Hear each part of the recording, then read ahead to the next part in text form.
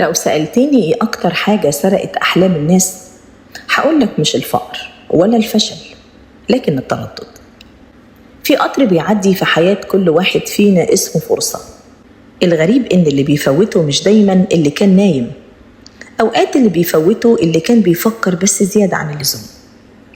كل يوم يقول لما أكون جاهز، لما الظروف تتحسن، لما أثق في نفسي زيادة، ولما يجي الوقت المناسب. لكن الحقيقة المؤلمة إن الوقت المناسب مش بيجي، الوقت المناسب إحنا اللي بنصنعه.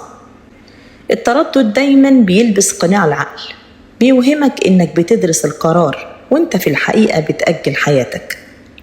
وكل يوم تأجيل بيزود خوفك وبيقلل ثقتك بنفسك، وبيخلي الخطوة اللي كانت سهلة تبقى شبه مستحيلة. وفي المقابل في شخص أقل منك خبرة وعلم وأقل منك استعداد، لكنه سبقك لأنه أخذ القرار وتحرك.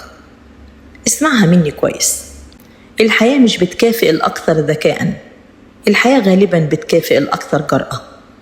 ابدأ وانت خايف، وتعلم وانت ماشي، صحح أخطائك في الطريق، لأنك بعد سنوات مش هتندم على المحاولات اللي فشلت، لكن هتندم على الفرص اللي ماتت وانت لسه بتقول هفكر وبعدين أقرر.